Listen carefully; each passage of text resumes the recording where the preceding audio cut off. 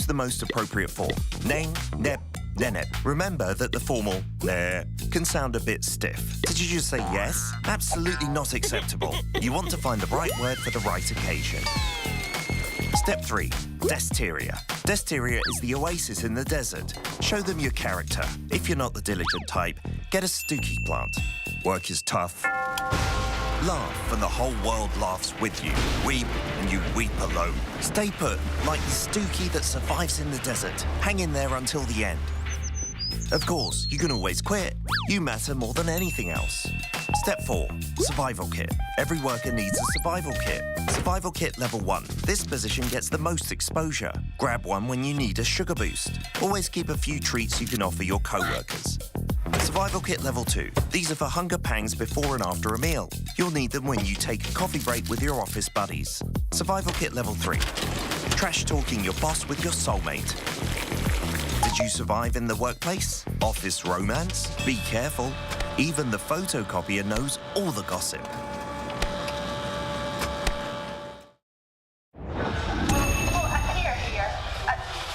was very important for Korean people during that time to get their freedom back.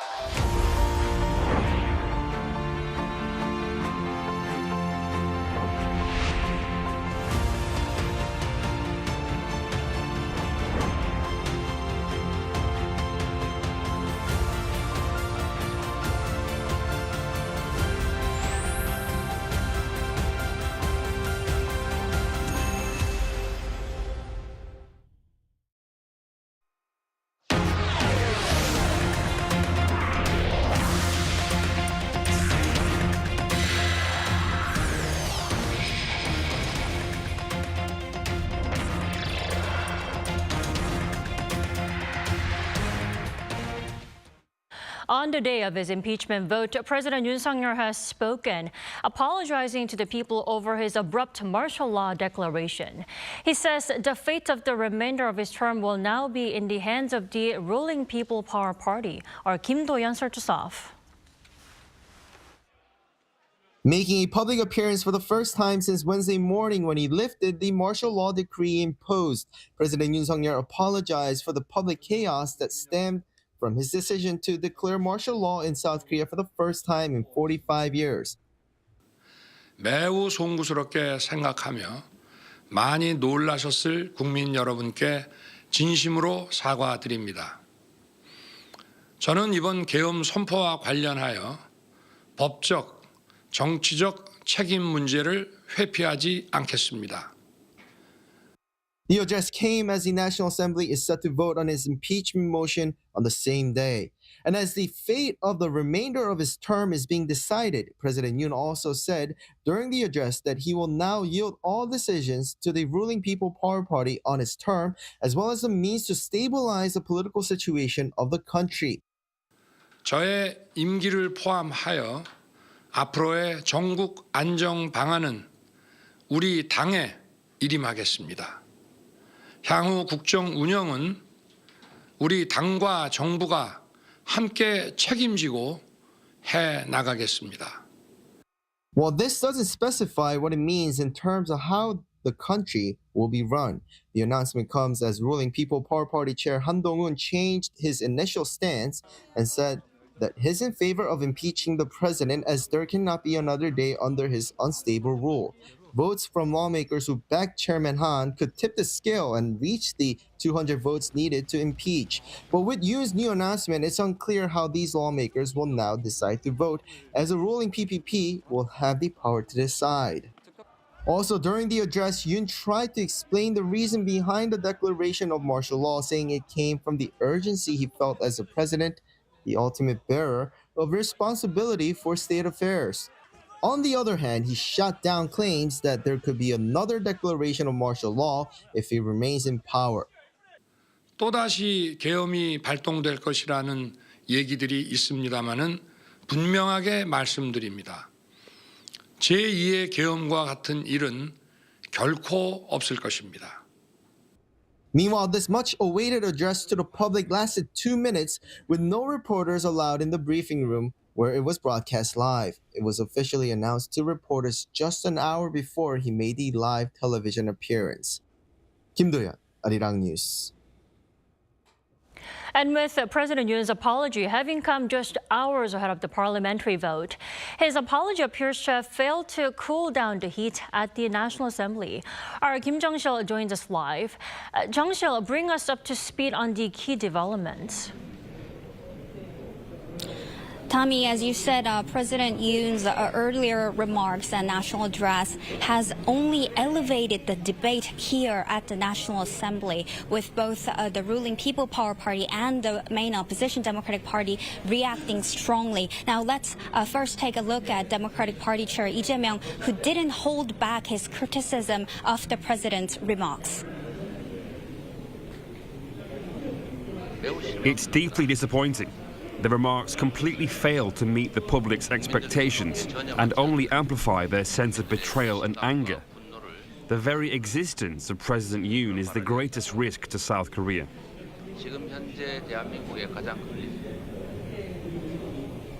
He also stated that the only solutions are either President Yoon's immediate resignation or impeachment. Now moving on to the ruling People Power Party, Chair Han Dong-hoon has also spoken out, saying that early resignation of President Yoon is unavoidable. Take a listen. It's become impossible for the president to carry out his duties in a normal capacity. We'll discuss and carefully consider the best course of action for the nation and its people. So, Jung-sil, we know that the opposition has been pushing hard for impeachment. Now, how will Yoon's address impact the vote, in any way?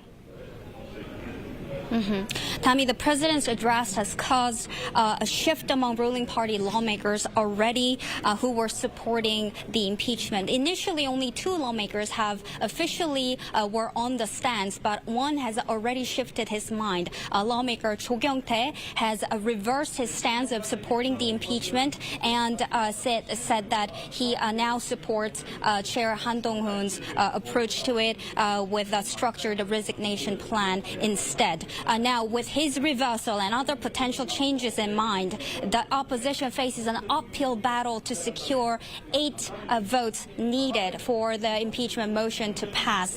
The Democratic Party is urging PPP to take a stance. Take a listen to Chief Spokesperson Cho Seung-nae, who spoke to us earlier right after the president's address. Didn't we see the courage of 18 People Power Party lawmakers who voted to lift martial law last time? That same courage must be shown in this impeachment vote for the sake of South Korea and its people. This is how the People Power Party can fulfill its role. Well, Jung-sil, before I let you go, lastly, we heard about an emergency meeting between Han Dong-hoon, the ruling party's leader, and Prime Minister Han Duck-soo. What is the focus there?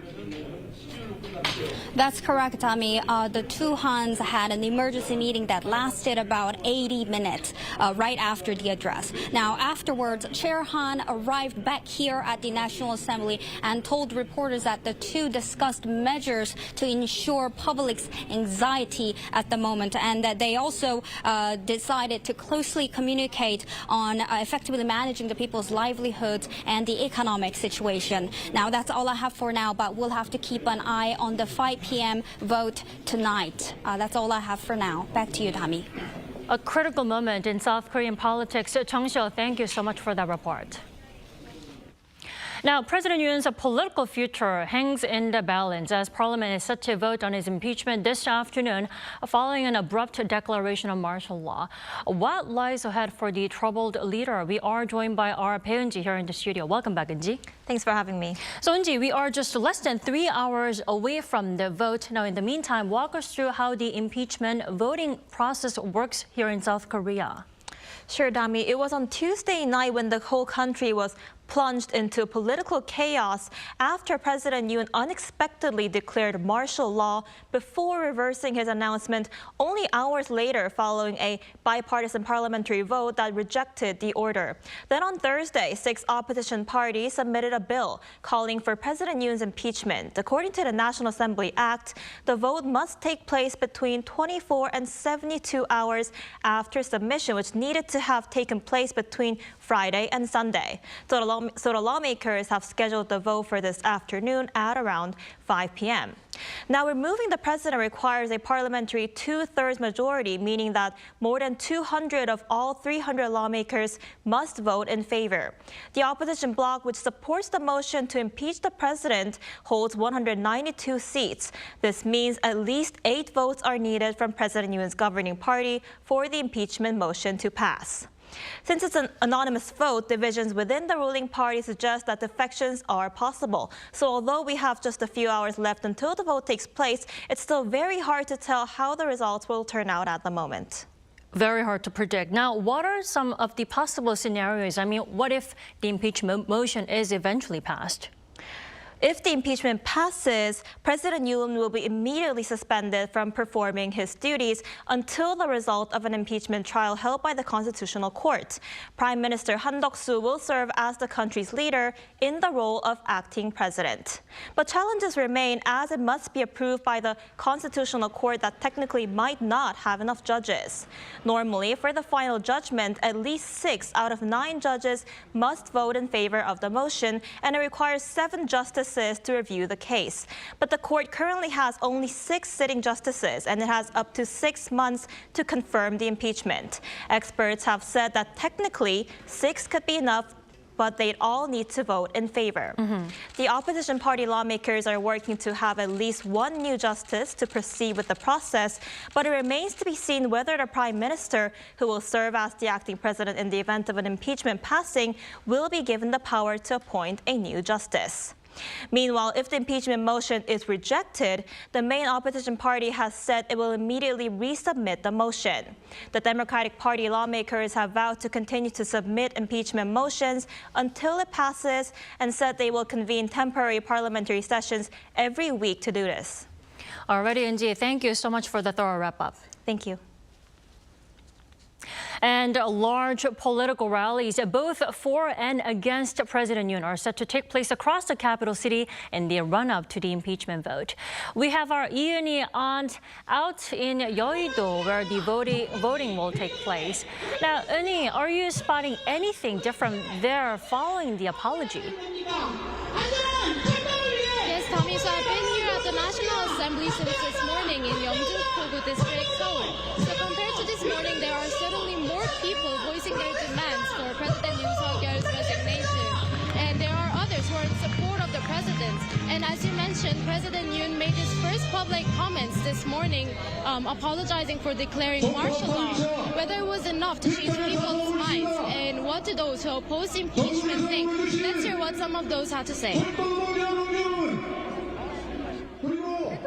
I support President Yoon's position and believe that declaring martial law is within the president's authority. The address was so brief, almost like a short-form video. He said he would leave the rest to the other politicians. I truly questioned whether it was a decision made for the citizens. It seemed more like a move to protect his own position. Euni, I'm sure rallies today will gather more people here in the capital, through the day and probably up until late nighttime. Now, it's not just in Yeouido where you're standing by, right? Yes, right, Tommy. So a large candlelight rally is scheduled for 3 p.m. right here near the National Assembly, which will be followed by a march. And it's expected to have around 200,000 participants in total. And another rally with 40,000 participants has been reported in the Gwanghwamun area. Citizens who have been protesting in cities across the country, including Busan and Gwangju, for the president's impeachment and the punishment of those behind the martial law, are now gathering in Seoul to unite their voices.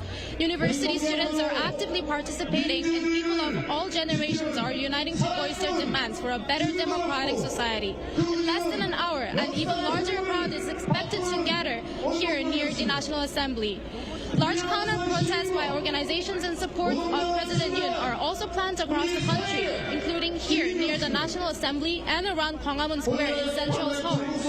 One of the rallies near the National Assembly is expected to draw around 20,000 people, with protesters opposing the impeachment. The Liberty Unification Party and other groups will also hold a rally rally in the afternoon in central Seoul, in the Gwanghwamun area, where they will label the impeachment vote as illegal. With large protests taking place, the police will control traffic in parts of Seoul and several roads will be closed. So it is strongly recommended to use public transportation and take caution. Back to you, Tammy. Things are already looking hectic there. Eunhee, stay safe there and thank you for the report. President Yoon appeared back on a televised address now this time with an apology for causing concern over his attempt to impose martial law. Let's dissect some more with Professor Song Se-ryun this afternoon. Good afternoon, Professor Song. Good afternoon. So let's cut to the chase. Why do you think the motive is behind the apology this morning? Well, many things. I think, first off, the apology came pretty late. But the public outrage about the martial law is very, very significant. And he heard from the United States and around the world how concerned they were. And this action clearly was misjudged. And I think he should have come out for damage control. But also significantly, the impeachment proceeding is to take place very, very shortly today. So I think he was backed into the corner, and probably apology and effectively announcing that his political future is going to be decided by his party. That announcement was a gist of his apology and his action. And again, I think that it came out too late. Well, it did take him days to come out of the shell. Now, are you saying he did what he should have done then? Yes, because of the backlash, because of the impact on the economy and the society, I think he should have anticipated that to ameliorate the situation, he should have come out earlier than that. Now, making an apology hours before the impeachment proceeding makes people wonder whether he's sincere about the apology, or is he doing that just to save his neck? Well, despite the apology, the impeachment motion vote this afternoon will proceed as planned. The question is, what about investigations against him? They will be ongoing, right? Right. The political question is quite different from the legal situation that he's facing. So the investigation by the prosecutor's office, police, and the CIO will all take place. The CIO, of course, is the investigation office of high-ranking officials. And they will have to investigate because he's under the charge of constitutional impropriety under Constitution and the Martial Law Act, and also he's charged with the insurrection, which is under Criminal Act in Korea. So the investigation have to go forward. Although the question is whether all three will be investigating, or will there be some consolidation of the investigative powers? Professor Song, as you know, President Yoon is the third leader already to face impeachment proceedings at the National Assembly. But what makes this case any different from the ones against former Presidents Park Geun-hye and also Roh Moo-hyun? Well, President Park Geun-hye was charged with the corruption case and also abuse of power. Back then, because of the political the atmosphere, even after the Sewol, the very disaster, right. I think there was a public outcry, and we experienced the prolonged period of citizens making protest at the time. So I think the political situation was quite different. Roh Moo-hyun is another case where his misbehavior in the election, the contribution, that was a little bit minor, but at the time, technically, it was a subject of lawful investigation of the impeachment. Yes, go ahead. You mentioned the term insurrection earlier. Now, could you compare the insurrection charges against former President Chun Doo-hwan and also Roh Tae-ho? How is President Yoon's case any different from the ones that we saw in the past? Well, quite different. Former President Chun Doo-hwan and Roh Moo-hyun, it was a full-blown military insurrection aiming to overthrow the government and seize the government, which they did. And also it led to the Gwangju massacre, significant suppression and abuse of the fundamental rights of people, and the casualties were significant. Compared to that, this president's antic the other day was relatively short. It was aiming to maneuver the political atmosphere according to the president, but of course the investigation is ongoing because it did have some element of disrupting quite unlawfully, unconstitutionally, limiting the powers of the National Assembly. So I think there are similarities in that they were all trying to usurp the government and unconstitutional acts. But in terms of the consequences, casualties, durations, they are quite different.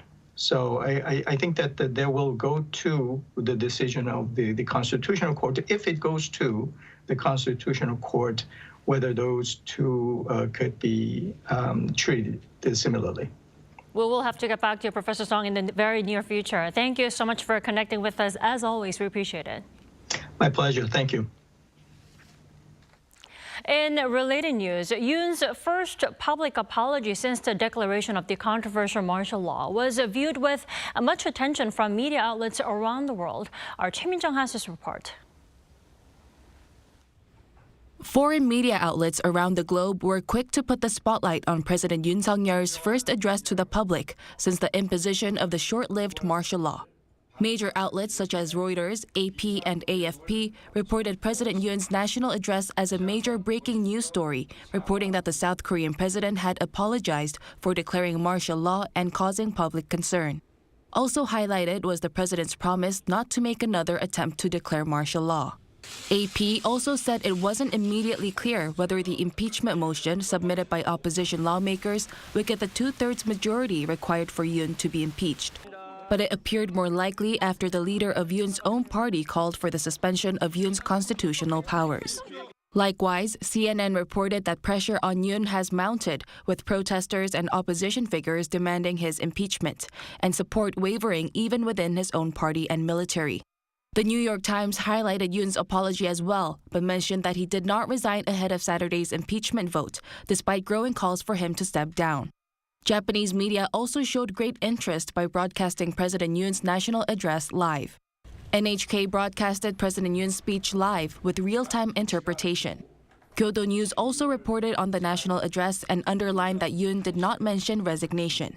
Yomiuri Shimbun and the Asahi Shimbun also reported Yoon's address to the nation as a breaking news story on their homepages. China's Global Times covered the report with a detailed timeline of the controversy sparked by Yoon's declaration of martial law earlier this week. Choi Min-jung, Arirang News. As President Yoon reassured the public himself earlier this morning, the Defense Ministry earlier stressed there will be no second martial law order under any circumstances. Kim Bo-kyung reports.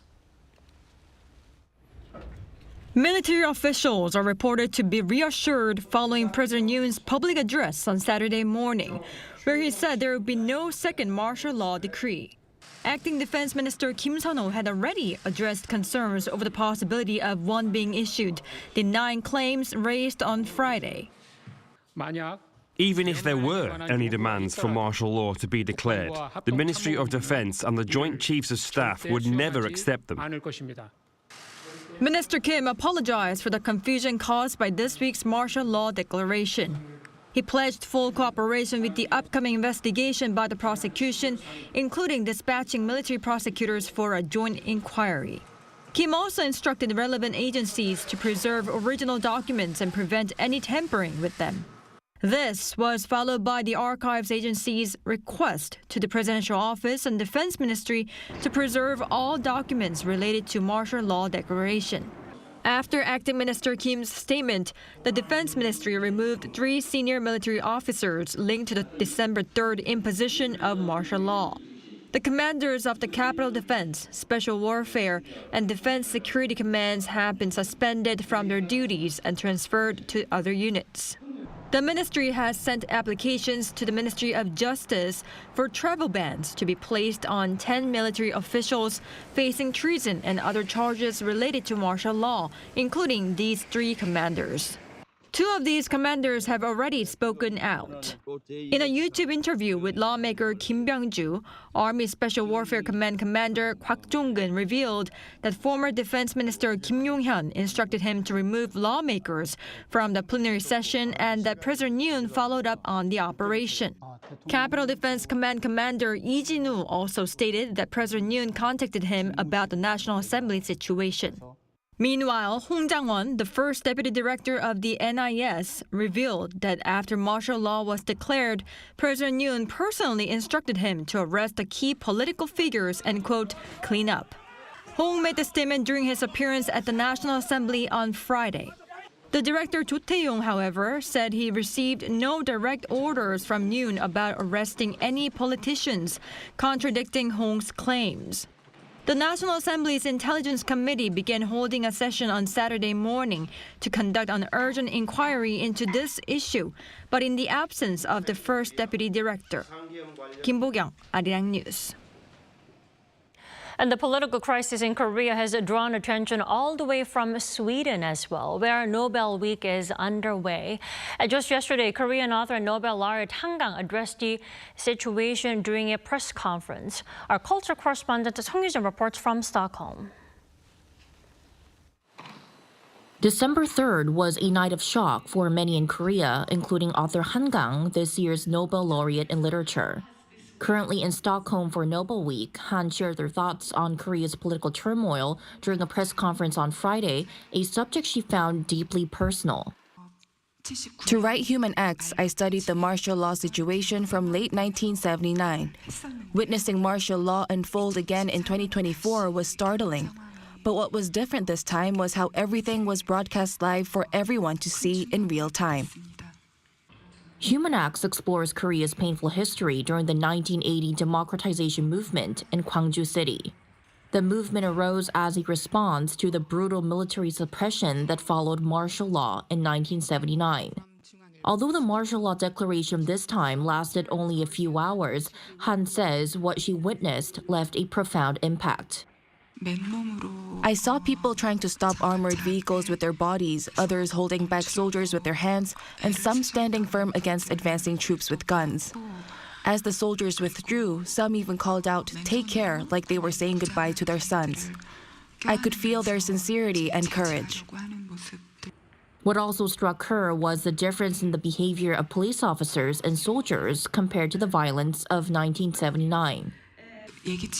They seem to be grappling with the unexpected situation, trying to make their own judgments while holding back as much as possible. From the perspective of their commanders, it might have looked passive, but I saw it as an active effort, thinking, feeling, and searching for a solution grounded in universal values. Han also offered her thoughts on what role literature can play during times of crisis.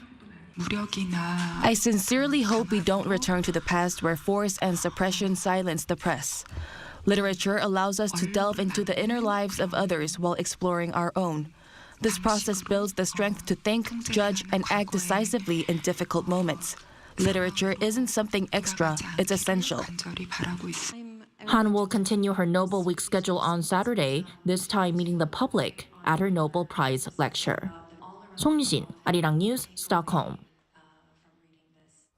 That wraps it up for us for now. We'll be back with a live coverage of the impeachment motion vote later at 5:30 p.m. Korea time. Thanks for watching.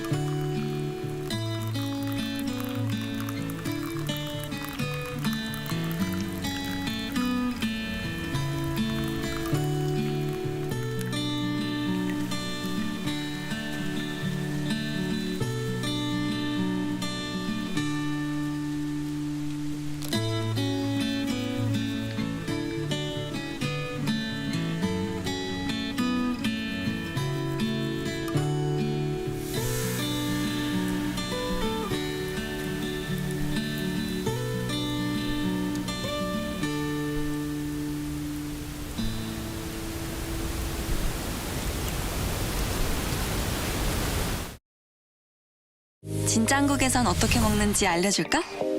K-바비큐? 신김치랑 먹어야지. 치킨? 치맥 페스티벌은 처음이지? 김치? 종류만큼 먹는 법도 가지각색.